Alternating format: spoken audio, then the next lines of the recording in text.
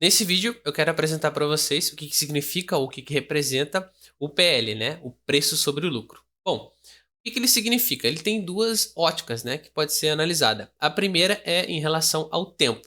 Ele demonstra o tempo que levaria para o meu capital inicial que eu investi retornar. Ou seja, vou comprar a empresa X.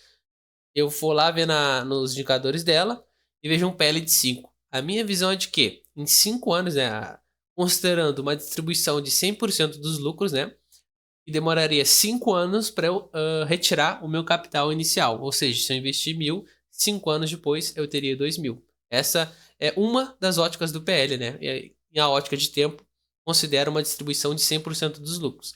E a outra ótica é como se fosse um termômetro, tá? Um PL baixo pode dizer o quê? Que os investidores não têm confiança que os lucros futuros da empresa vão ser positivos, ou que um PL alto quer dizer que os investidores acreditam que a empresa vai ter bons lucros no futuro.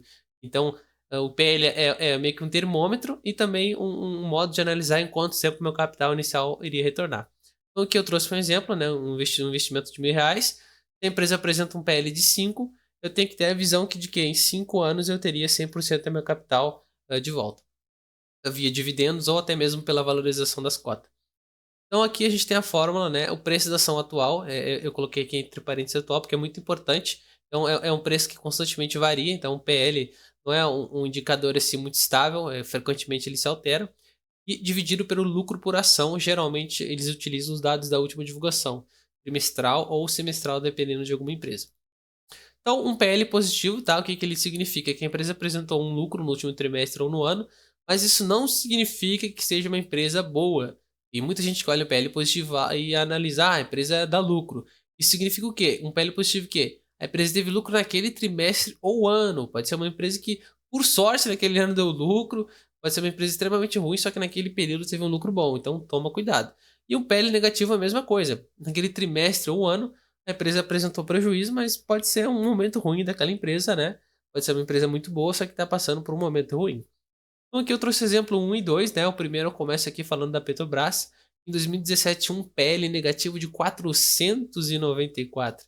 É um PL extremamente negativo. O que acontece?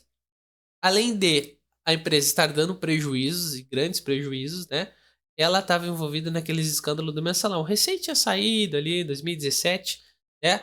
Só que a empresa estava com uma imagem extremamente ruim, ou seja, a expectativa dos lucros futuros eram quase nulas, ninguém acreditava na Petrobras naquele momento, e ela estava dando prejuízo, ou seja, a valorização da cota, né, o preço atual da ação estava muito baixo pelas expectativas dos investidores, e os lucros eram negativos, então consequentemente isso gerou um PL muito negativo.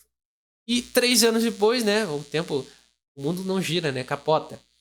2020, a Petrobras apresentava um PL de 52,95. Isso significa que em 52 anos meu capital inicial iria retornar. Mas por que o PL da Petrobras estava tão alto nesse ano, Felipe? Simples. Não tão simples, né? Covid-19, né? Muitos vão lembrar aí, um período ruim da nossa vida. O Covid-19 fez o preço do petróleo, né? Petrobras é uma empresa que lida com petróleo, né? Essa é a commodity dela, fez o preço do barril de petróleo cair muito, muito. Tinha alguns momentos que estavam falando até que o preço do petróleo estava negativo, o preço do barril de petróleo. Como eles não conseguiam, né, vender esse petróleo, estava custando muito caro manter esse petróleo, né, nas reservas. Então o preço do petróleo caiu muito. Todavia, mesmo o preço das ações tendo caído muito ali naquele período negro que teve ali pós-anúncio da pandemia, muitas ações assim caíram 20, 30%. Mesmo com essa queda, o preço da Petrobras em relação ao lucro dela ainda estava muito alto. Então isso gerou um PL de 52. Ou seja, não era nem que as pessoas tinham grandes expectativas nos lucros futuros da Petrobras. É que os lucros atuais caíram de forma muito brusca, então acabou distorcendo esse PL. E aqui eu trouxe o exemplo 2, né? A melhor empresa da Bolsa em 2020, né? Para quem lembra, Magazine Luiza. Em 2020, ela apresentava um PL de 413,95. Ou seja, o investidor, quando comprava essa ação, ele tinha que ter em mente que demoraria 413 anos para o investimento inicial dele retornar. Claro, não é esse tipo de pensamento que o investidor vai ter, né? Se ele está analisando um PL correto. Geralmente, um PL extremamente alto significa que os investidores, né, acreditam muito que os lucros futuros dessa empresa vão aumentar. Consequentemente, Isso significa que o preço da ação sobe muito, né? Oferta e demanda. Tem muita gente querendo comprar aquele papel porque acredita que os lucros vão subir. Consequentemente, o preço da ação aumenta. Só que o lucro não é assim, né? O lucro ele é construído devagarinho, trimestre por trimestre, ano a ano.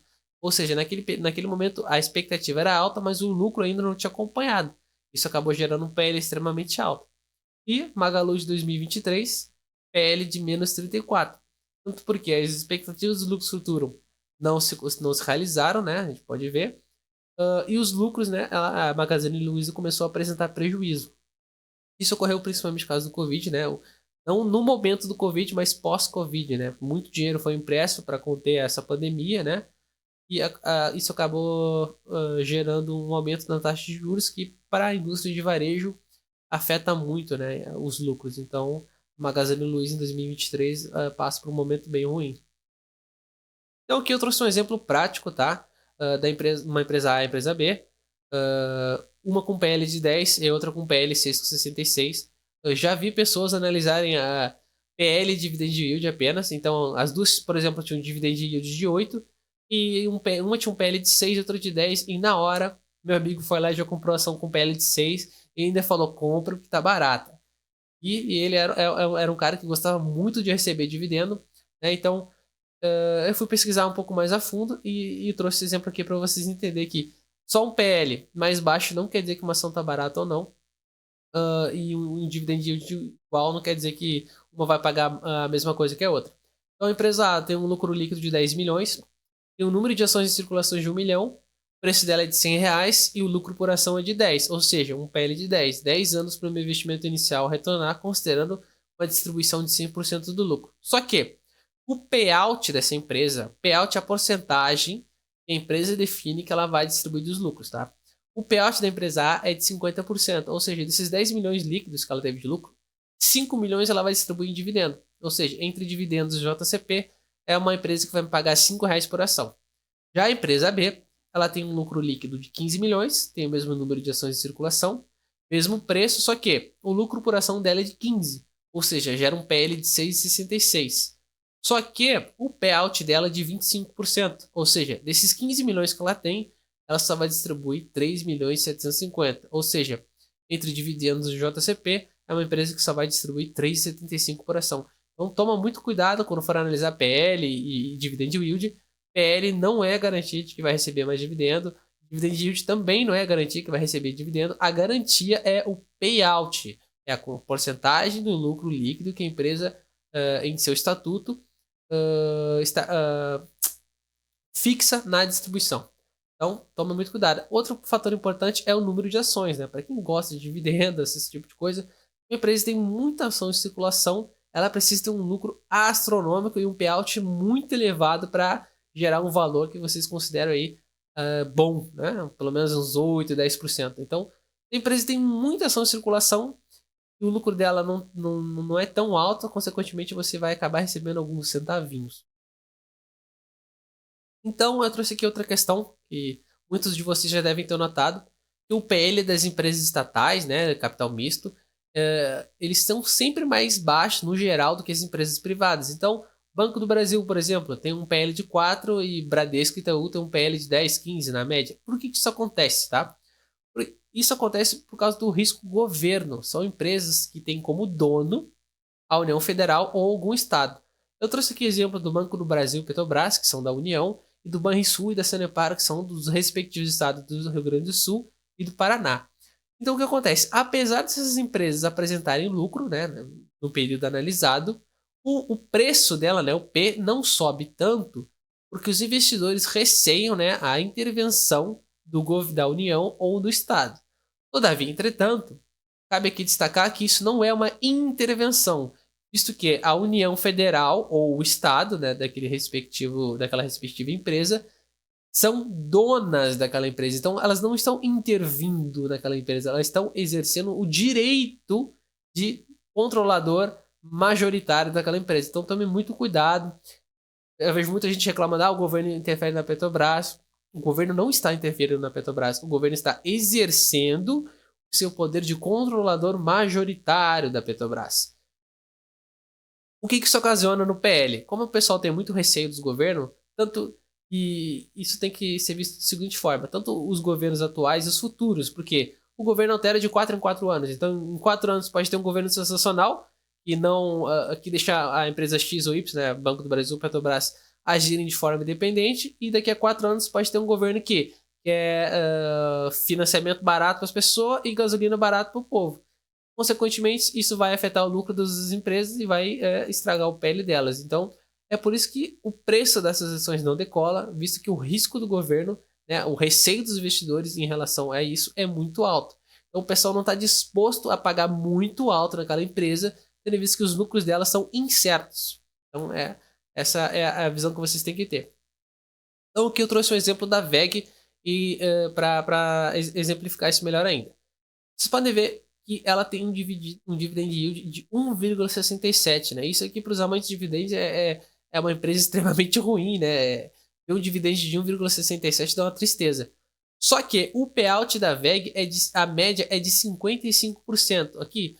Ou seja, a cada 1 bilhão que ela fatura, por exemplo, ela distribui 500 milhões de dividendo. Então, dizer que a VEG não paga dividendo, não paga um dividend, um dividend yield é ruim, é errado. Por que o dividend dela é baixo, sendo que o payout é tão alto? Porque a VEG é uma empresa que nunca deu prejuízo em todos esses anos, listada na bolsa. Ou seja, é uma empresa que tem os lucros extremamente estáveis, tem uma dívida estável, é uma empresa extremamente bem administrada.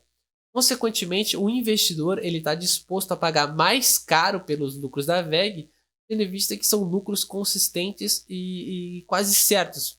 Cara, para a VEG dar prejuízo na Bolsa de Valores, olha, quando a VEG dá prejuízo, quer dizer que o mundo já está colapsando. Então, por isso que o preço dela é mais alto em relação ao lucro, porque é uma empresa extremamente bem administrada, consequentemente gera uma maior segurança, né, para os investidores. Então, mesmo tendo um dividend yield baixo, o pessoal compra a VEG porque acredita que os lucros dela vão continuar subindo. E em relação ao payout, eu trouxe o exemplo aqui da Semin 3, tá? Vocês podem perceber que o PL dela é 14,19, ela tem um dividend yield de 8%. Só que notem aqui, no ano de 2022, ela fez uma distribuição de payout, né, de 254%. O que isso aqui significa? Por exemplo, naquele ano ela faturou 1 bilhão e distribuiu 2 bilhões e meio em dividendos. Por que isso aconteceu? Provavelmente algum dinheiro em caixa, tá? Eu não lembro exatamente o que aconteceu com a Semin. Mas isso aqui foi um dinheiro extra que veio fora do exercício de 2022.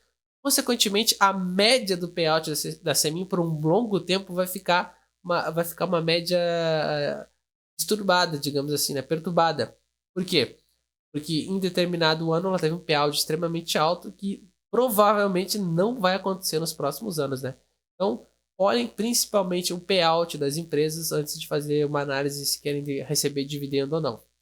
Então, aqui a conclusão que eu quero trazer para vocês, que olhar o PL apenas o PR é um erro. Tem que considerar outros diversos fatores, principalmente nas empresas cíclicas. As empresas que lidam principalmente com commodities, né? Petróleo, minério de ferro, essas coisas. Esse indicador nessas empresas cíclicas é um dos mais distorcidos possíveis. Em algum momento tu vai ver a Usiminas com um PL de 2 e achar que ela tá barata, e no outro ano a Usiminas, pode ser a Vale, né, que também lida com minério de ferro, tu vê o PL da Vale em menos 200. São empresas que distorcem demais esse indicador, visto que o lucro delas varia muito. Não é nem só o preço, é o lucro. Então, analisem diversos fatores, macro, a dívida da empresa. Então, não seguir apenas pelo PL. O PL é um termômetro, tá? É uma visão, uma expectativa, tá? Dos lucros futuros. Então, tomem cuidado. E para quem gosta de dividendo, né? Focar no payout, tá? Esse é um dos indicadores mais importantes em relação aos dividendos. Não é o PL, não é o dividend yield, não é o preço, digamos assim. É o preço importante, mas em relação ao dividendo é o payout, porque ele está no estatuto da empresa e é ele que define quantos por cento do lucro será dividido. Bom, eu só queria passar isso para vocês e é isso aí. Fiquem com Deus. Até mais.